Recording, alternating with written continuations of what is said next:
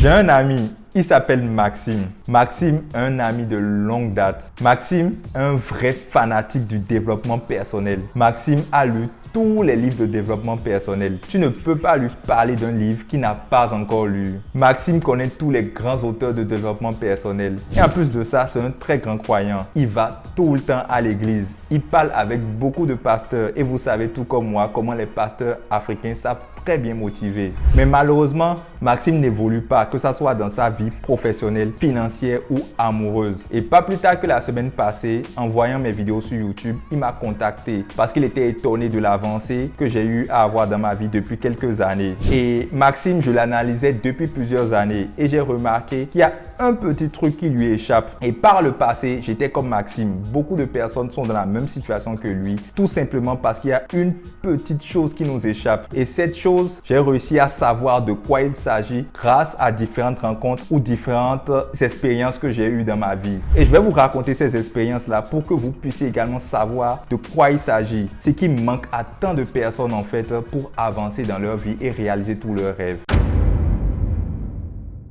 Il y a de cela quelques années, je vivais dans une anxiété chronique, une anxiété qui ne dit pas son nom. En fait, je vivais avec la peur au ventre. J'avais très peur, surtout pour ma situation professionnelle et financière. En réalité, j'avais déjà un travail à l'époque. Mais comme je vous le disais dans une ancienne vidéo, je n'aimais pas le fait d'être plafonné par un salaire. En fait, je voulais beaucoup plus et ça me gênait beaucoup d'être limité par un salaire. Et je voulais que Dieu fasse des miracles dans ma vie. Et à cause de ça, je ne manquais jamais la messe du dimanche. Et je me rappelle qu'en 2017, un dimanche, je suis allé à la messe et le prêtre qui animait la messe, un très bon prêtre, disait que si vous voulez que Dieu fasse des miracles dans votre vie, si vous voulez que Dieu vous donne l'argent, les gars, vous vous êtes trompés de chemin. Ce n'est pas ici qu'il faut venir parce que Dieu vous doit exclusivement le salut. Si vous voulez l'argent, allez travailler. Je trouvais que les paroles de ce prêtre étaient très crues. Mais plus tard, j'ai compris en fait que c'était un vrai homme de Dieu qui avait vraiment envie de dire la vérité à ses fidèles. Sur le chemin pour découvrir ce petit truc qui me manquait, ce prêtre était l'un des premiers éveilleurs de conscience que j'ai rencontré. Passons maintenant à la seconde expérience. La seconde expérience qui a suscité un éveil de conscience de ma part. Si vous êtes un fan du développement personnel ou même de la spiritualité, je suis sûr que vous avez au moins suivi une fois Le Secret. Le Secret, un film de développement personnel qui explique la loi de l'attraction. Et dans ce film, on explique que si vous voulez quelque chose de la vie, il faut vibrer d'une certaine manière.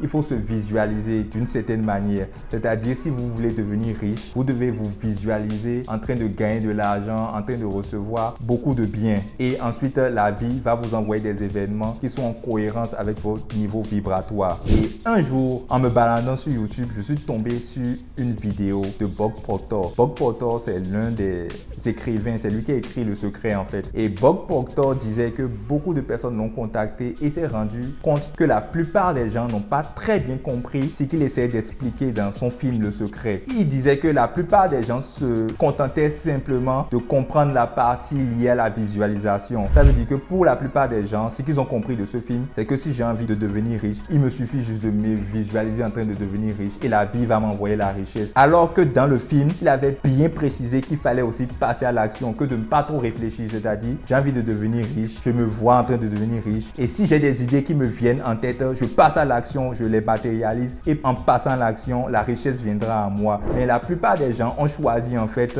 d'oublier tout ce qui concerne le passage à l'action. Et c'est vraiment